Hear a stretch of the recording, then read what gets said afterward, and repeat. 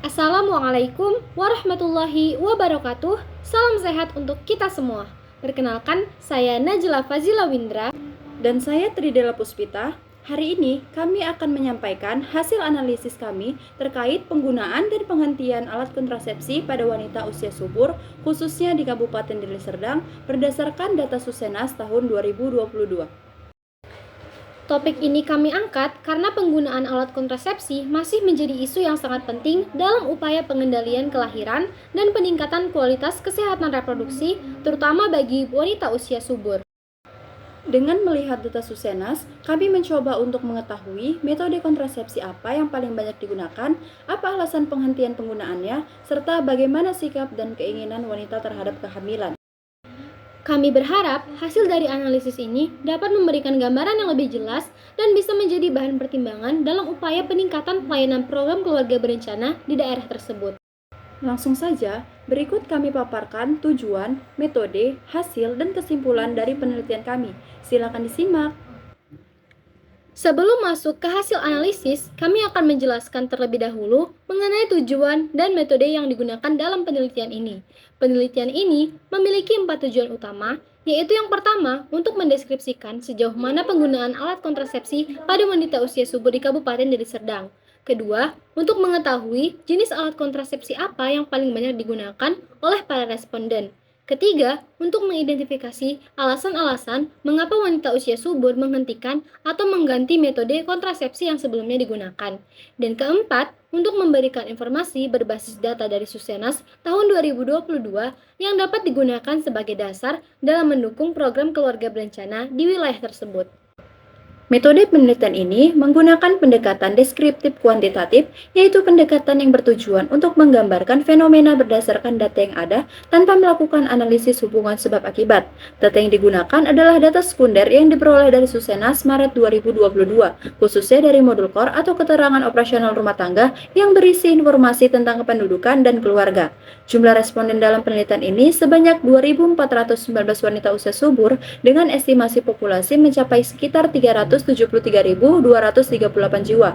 Untuk analisis data, kami menggunakan teknik distribusi frekuensi dan estimasi bobot populasi yang kemudian diolah menggunakan Microsoft Excel. Metode ini dipilih agar hasil analisis lebih terarah dan bisa menggambarkan kondisi lapangan secara lebih nyata dan terukur. Mari kita lihat tabel pertama yang pertanyaannya alat KB atau cara tradisional yang sedang digunakan. Tabel ini menunjukkan data jenis kontrasepsi yang digunakan oleh wanita usia subur di Kabupaten Deli Serdang berdasarkan Susenas 2022. Dari total estimasi, sekitar 373.000 wanita usia subur, hanya 231 orang yang memberikan jawaban valid.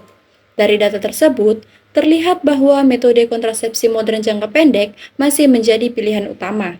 Yang paling banyak digunakan adalah suntikan, disusul oleh implan, pil KB, dan kondom pria. Ini artinya, sebagian besar wanita memilih metode yang praktis, tidak permanen, dan bisa dihentikan kapan saja. Sebaliknya, metode jangka panjang seperti IUD dan sterilisasi hanya digunakan oleh sangat sedikit responden. Bahkan, alat seperti kondom wanita dan sterilisasi pria tidak digunakan sama sekali. Menariknya, ada juga sebagian kecil responden yang masih menggunakan metode tradisional seperti pantang berkala dan menyusui alami. Biasanya, metode ini dipilih karena dianggap lebih aman, tanpa efek samping, dan tidak membutuhkan bantuan tenaga medis. Faktor kenyamanan pribadi dan dukungan pasangan juga menjadi pertimbangan penting. Jadi, saat kita bicara soal kontrasepsi, kita tidak bisa hanya melihat dari sisi efektivitas medisnya saja, tetapi juga harus mempertimbangkan aspek psikologis, kepercayaan, dan nilai sosial yang mempengaruhi pilihan masing-masing individu. Setelah mengetahui jenis kontrasepsi yang digunakan, kita lanjut ke tabel 2. Tabel ini menjawab pertanyaan, dari mana Anda terakhir kali mendapatkan alat KB modern? Hasilnya menunjukkan bahwa mayoritas responden memperoleh alat KB dari sektor non-pemerintah. Sekitar 37% responden mendapatkan alat kontrasepsi dari bidan desa atau perawat. Lalu, 27% lainnya memperolehnya dari apotek atau toko obat.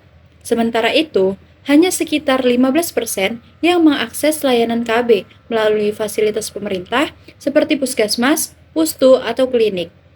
Layanan lainnya seperti rumah sakit, praktik dokter, posyandu, dan polindes masing-masing mencatat angka yang sangat kecil, yaitu di bawah 5%. Yang paling mencolok adalah lebih dari 94% responden tidak memberikan jawaban atau memang belum pernah menggunakan KB modern. Ini menjadi sinyal penting bahwa kebutuhan pelayanan KB masih belum sepenuhnya terpenuhi. Pola ini tidak jauh berbeda dengan temuan di Provinsi Jawa Barat pada SKAP pada tahun 2019. Saat itu juga terlihat bahwa metode kontrasepsi jangka panjang banyak diperoleh melalui bidan, sedangkan pil dan kondom paling sering dibeli di apotek. Kesimpulannya, akses layanan KB di Indonesia sebagian besar bergantung pada peran bidan dan apotek. Mereka dianggap lebih mudah dijangkau, prosesnya cepat, dan biasanya juga disertai edukasi langsung dari tenaga kesehatan. Namun, peran fasilitas kesehatan pemerintah tetap sangat penting untuk menjangkau kelompok yang belum terlayani. Selanjutnya, kita masuk ke tabel 3 yang berisi data tentang riwayat penghentian atau pergantian alat atau metode KB. Berdasarkan data Susenas 2022, sekitar 4,9% wanita usia subur pernah berhenti atau mengganti metode kontrasepsinya. Secara jumlah, ini setara dengan sekitar 101 orang atau sekitar 12 ribuan jika dihitung berdasarkan estimasi populasi. Sementara itu, sebanyak 141 responden menyatakan tidak pernah mengganti atau menghentikan metode KB yang mereka gunakan. Kebanyakan penghentian ini terjadi pada pengguna metode jangka pendek seperti suntik dan pil. Alasannya bisa bermacam-macam, mulai dari efek samping, ketidaknyamanan, atau merasa metode tersebut belum cocok. Faktor penting lainnya adalah dukungan pasangan. Banyak keputusan terkait KB diambil bersama antara suami dan istri, dan ini sangat memengaruhi keberlanjutan penggunaan. Dengan demikian, meskipun sebagian besar perempuan tetap menggunakan kontrasepsi secara konsisten, angka 4,9% ini menunjukkan bahwa tantangan tetap ada, khususnya pada metode jangka pendek. Oleh karena itu, diperlukan penguatan layanan konseling KB dan pelibatan pasangan dalam proses pengambilan keputusan. Selanjutnya, kita beralih ke tabel 4 dengan judul jenis atau alat metode KB yang pernah digunakan sebelumnya oleh responden. Dari data ini, diketahui bahwa lebih dari 91% responden belum pernah menggunakan alat kontrasepsi sama sekali. Hanya sekitar 8,6% yang tercatat pernah menggunakan KB sebelumnya. Dari kelompok tersebut, metode suntik menjadi yang paling banyak digunakan, disusul oleh kondom pria, pil, implan, dan IUD. Temuan ini memperkuat fakta bahwa metode hormonal jangka pendek masih menjadi pilihan utama. Metode ini dinilai lebih praktis, mudah diperoleh, dan seringkali mendapat dukungan dari tenaga kesehatan maupun pasangan. Namun demikian, tingginya angka responden yang belum pernah menggunakan KB menunjukkan adanya tantangan besar, mulai dari keterbatasan akses layanan, rendahnya pemahaman tentang kesehatan reproduksi, hingga pengaruh norma budaya. Dengan kondisi ini, intervensi di masa depan perlu dilakukan secara menyeluruh, mulai dari edukasi berbasis budaya lokal, peningkatan akses terhadap metode jangka panjang, hingga pemberdayaan perempuan dalam pengambilan keputusan tentang kesehatan reproduksinya. Selanjutnya, kita beralih ke tabel 5 yang membahas tentang status kehamilan. Nah, dari data ini menunjukkan sesuatu yang menarik. Hanya 0,9%, tepatnya 21 wanita subur yang sedang hamil di Deli Serdang. Sebanyak 479 responden menyatakan tidak hamil dan sisanya tidak relevan atau tidak menjawab. Proporsi yang rendah ini memberi sinyal bahwa upaya pencegahan kehamilan tak terencana melalui program KB mulai menuai hasil. Studi dari sebelumnya juga menegaskan keberhasilan tersebut sangat ditopang oleh pengetahuan istri, dukungan suami, dan juga pemanfaatan metode jangka panjang seperti IUD. Disinilah edukasi konsep 4 terlalu, yaitu terlalu muda, terlalu tua, terlalu sering, dan terlalu dekat menjadi sangat penting. Saat pasangan benar-benar memahami resiko 4 faktor ini, mereka cenderung lebih konsisten memakai kontrasepsi dan juga merencanakan kehamilan secara aman. Jadi, meskipun angka kehamilan rendah adalah kabar baik, tugas selanjutnya adalah memastikan literasi KB semakin kuat dan keterlibatan suami dalam setiap keputusan tetap terjaga. Selanjutnya, pada tabel 6, mari kita lihat sejenak soal intensi kehamilan.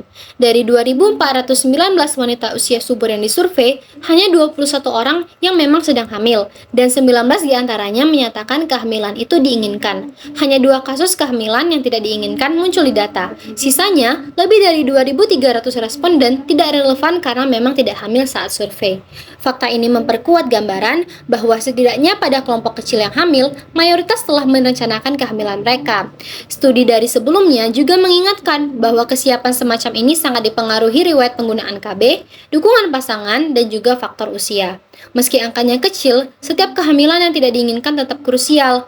Artinya, tugas kita masih sama nih, yaitu memastikan edukasi perencanaan kehamilan terus berjalan, akses kontrasepsi makin mudah, dan juga pasangan usia subur mendapat pendampingan yang tepat. Masuk pada tabel 7, mari kita lihat rencana kehamilan ke depan di kalangan wanita usia subur deli sedang. Dari 2.419 responden, yaitu 59 orang berniat hamil lagi, kurang dari 2 tahun, 53 orang memilih menunggu lebih dari 2 tahun, dan 146 orang merasa keluarganya sudah lengkap atau tidak ingin anak lagi. Sisanya dari 2.000 responden tidak relevan atau tidak menjawab pertanyaan ini. Kenapa jarak kehamilan itu penting? Kajian penelitian sebelumnya dan rekomendasi WHO menekankan jarak lebih kurang 2 tahun demi menekan risiko komplikasi, anemia, kelahiran prematur, dan bayi berat lahir rendah. Jadi, 59 responden yang ingin segera hamil adalah kelompok yang paling butuh edukasi lanjutan soal manfaat menunda kehamilan, bukan melarang, tetapi memberi gambaran risiko dan juga opsi kontrasepsi sementara. Faktor lain juga ikut bermain seperti jumlah anak, jenis kelamin anak terakhir, sampai peran suami dalam keputusan. Misalnya nih, perempuan yang sudah punya komposisi anak sesuai harapan, terutama jika anak bungsu laki-laki, cenderung enggan menambah momongan. Artinya, program KB di deli sedang tidak cukup hanya mencegah kehamilan tak diinginkan. Kita harus menguatkan pesan jarak kehamilan ideal, kemudian memperluas akses kontrasepsi modern sesuai kebutuhan, serta mendukung keputusan reproduksi yang rasional, melibatkan pasangan, dan menghargai konteks budaya. Nah, terakhir nih pada tabel 6. Kalau kita menelisik alasan mengapa sebagian perempuan belum memakai kontrasepsi, ceritanya bukan soal tidak tahu, melainkan takut dan juga tidak setuju. Dari data Susenas 2022, 58 responden takut efek samping, mulai dari pusing sampai perubahan berat badan. Kemudian 46 responden sedang hamil atau menyusui, jadi menunda KB dulu. Dan 28 responden terang-terangan menyatakan tidak setuju program KB. Dan hanya 1 orang yang betul-betul tidak tahu cara atau alat KB nih. Sisanya memilih alasan lainnya atau tidak menjawab, menandakan ada hambatan sosial, budaya, atau pengalaman pribadi yang luput tertangkap survei. Artinya, literasi KB sudah cukup tersebar. Yang perlu diatasi sekarang adalah persepsi negatif dan juga norma sosial. Nah, riset terdahulu memperlihatkan setengah pengguna KB bahkan tidak pernah menerima konseling memadai, jadi tidak heran efek samping jadi momok. Jadi, strategi ke depan harus lebih dari sekedar menyediakan alat. Kita juga perlu konseling tatap muka yang jelas dan empatik soal efek samping, kemudian melibatkan pasangan dan tokoh masyarakat untuk menembus faktor budaya, serta memetakan alasan lainnya lewat dialog langsung agar intervensi menjadi tepat sasaran. Sebagai kesimpulan, penelitian ini menunjukkan bahwa meskipun tingkat penggunaan kontrasepsi di Kabupaten Deli Serdang masih cukup tinggi, terutama metode suntik, namun ada sebagian wanita usia subur yang menghentikan atau mengganti metode yang digunakan. Alasan yang paling sering muncul adalah karena ingin hamil, efek samping, dan juga pertimbangan kesehatan. Temuan ini menunjukkan perlunya peningkatan edukasi dan konseling yang berkelanjutan agar para perempuan bisa membuat keputusan yang lebih tepat dalam memilih metode kontrasepsi sesuai dengan kebutuhan dan kondisi mereka masing-masing.